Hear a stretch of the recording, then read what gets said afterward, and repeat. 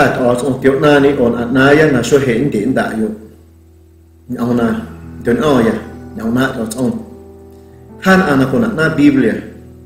han ana con ayan quả na ya nhau na ở trong na đến ao chứ so hiện xin này ya lo bị hạt na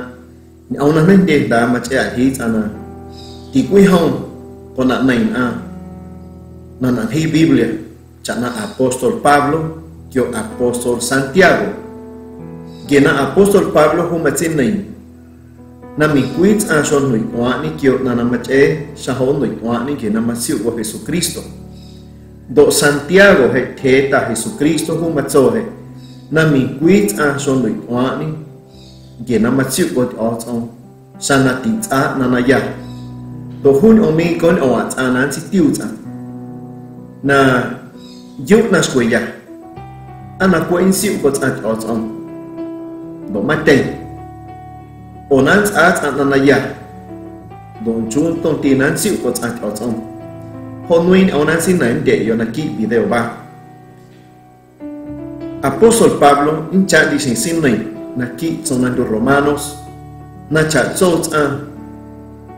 con ho ni cha na ta na chu kyo no de otong je na ma siu ko Jesucristo Santiago he ta Jesucristo humatso na mi quit son mi wani o son dani yo no na san chung ge na ya na ma che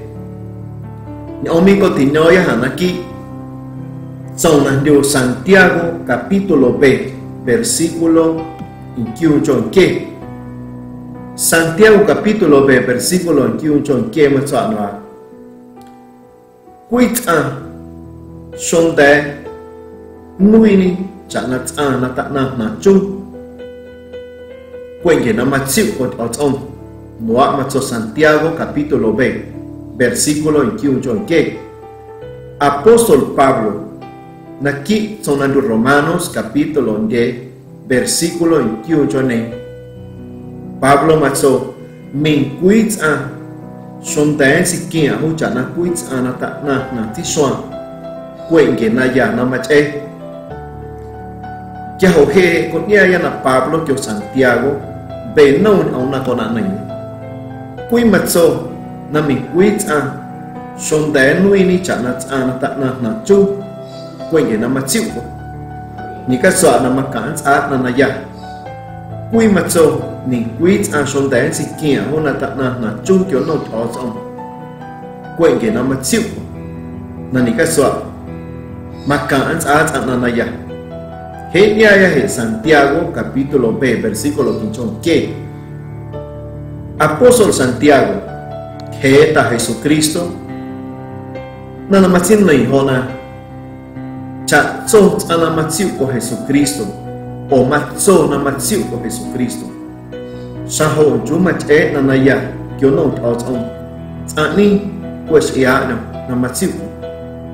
na kon oba na matin na Santiago Juma tsona na kyo na ya na mach et an ko ni an chu ho singit na masit ma Santiago ho na quit ana mayu cheng matiu ko out on an ni makan sa na ya ki kyo na ya na mach e koning kyo na hu mayu cheng matiu ko out on do mang quit Santiago ana tondo Abraham quit ana siu ko out on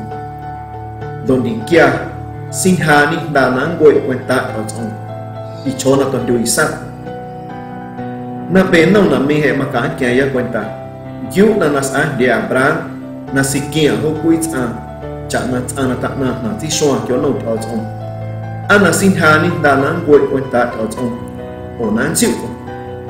sinan kaya kwenta na oming ti nyo na Abraham na de kwet na nas ho na siu ko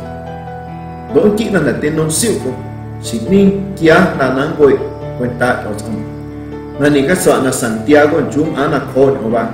Santiago na masin nei ho na mi pui ti kha kwenta na an so na masiu ko at on sana tin at na na on oi on Onwa na masit ma Santiago Hen dayan na sin ni Apostol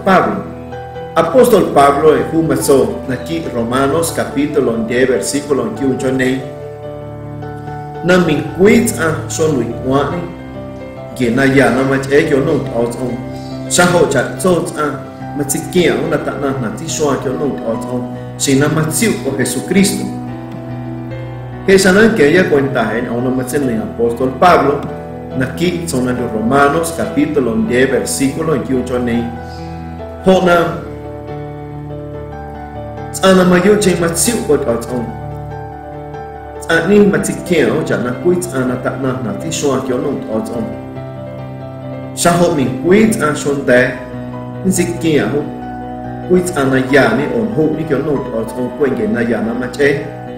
hạt nát là Pablo mà trên này ông mình hôm kia nó đen in an tôm an quay này chỉ là tôm an Pablo na con là kia này kiểu là già là con ai con là tiêu ấy là cái này già là con ai cái hốt mà tất cả là yêu ấy Jesus Christ để mà già bản tô ấy để mà già con ai kiểu nốt ở trong rồi kiểu nốt là tiêu ba Pablo mà xích mà mình là già nó mà chế chẳng mình là quên anh là ban đầu sẽ cho nốt ở trong xã hội sang là tìm con nhung ở quanh ta Jesus Christ tìm con nhung ở quanh ta ông nát ở trong nên mà chế ở xuân tế điều nó ở trong quanh ta chẳng gìn chú kiểu nên mà chế ở người qua này chẳng chú kiểu nên mà chế ở để quên hà chẳng nốt ở trong con nhung chẳng chỉ là mà chịu của Jesus Christ mà tia apostol Pablo mà xin này hạt na Abraham na kỹ trong lần Romanos capítulo 1 versículo 1 ta chỉ versículo 1 cho cái Pablo mà cho na Abraham siêu cột ở trong chỉ là ở trong số nông chặt số na nắn ở trong quan ta Abraham siêu cột ông ninh độ kiến na siêu cột cái hộ sinh kia hộ quý na tạ na là chỉ xoa kiểu nông ở trong nuôi già kiểu nông ở trong độ thạc ca là mặt siêu của ông là cho ở trong ta sinh nó nhớ là kín nâu là cho ở trong rồi ông là cho ở trong nó ra họ là hu nuôi ni tiền anh là con là yêu của ở trong hu nuôi ni tiền Isaac độ sinh ra căn hồi Isaac nuôi ni trong Israel nó là họ ni suy ở trong thạc ca là mặt siêu của Abraham ông ta chỉ suy là tuy ni Isaac ta sinh kỹ là tiền nâu tuy ni Isaac đến điều tên nó ở trên ní ở trong số nó này nằm mà cả dịch mà nằm mà giúp trên mặt chịu của ở trong hộ nán kia quên ta ở trong nán quậy là hộ quên ở trong quên ta ở trong Abraham sinh đẻ nó là cho ở trong xã hội chú sinh ní dịch kia hút là ta quyết là chú cho nó ở trong hu độ của nó sinh là siêu của Jesus Christ hạt nó là hu kia là tuổi quên ta ở trong hôm kia mắt xích mà nằm ở trên mắt xích cho nên ông ấy còn là na ya hệ na Santiago thế ta Jesus Christ đó apostol Pablo chú còn là hệ na con ông là con anh này là cái quý này Pablo chúng anh là con ông là mắt xích này Santiago chúng anh là con ông là mắt xích này Pablo na bề ni con anh này ông mà yêu hôm nay đi mà cả cái hàng hỏi sao na hai con này yêu anh ông này ở trong con người anh hi là mà kinh thành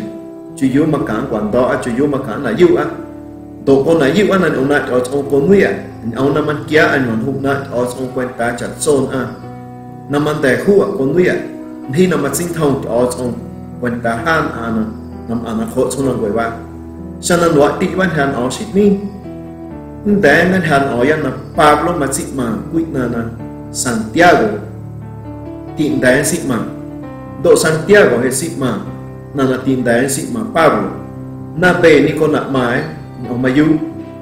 cho hậu tiền đi cắt sợ na quy hôm mà xịt in là khó sẽ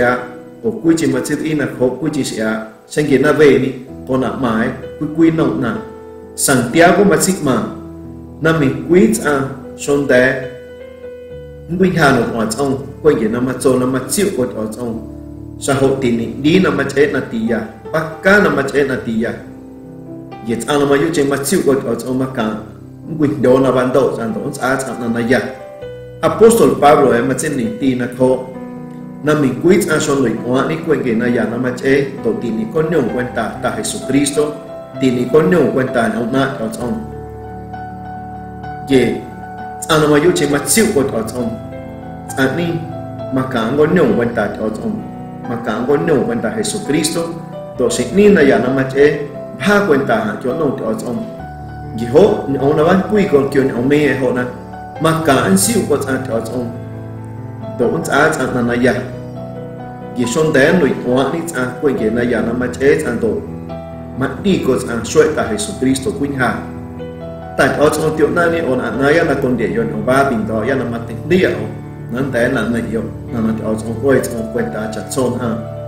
mà nhìn đen ở con đen ông nát ở trong cú chỉ soi cho ông ta cú chỉ video luôn nói nha yo đúng đen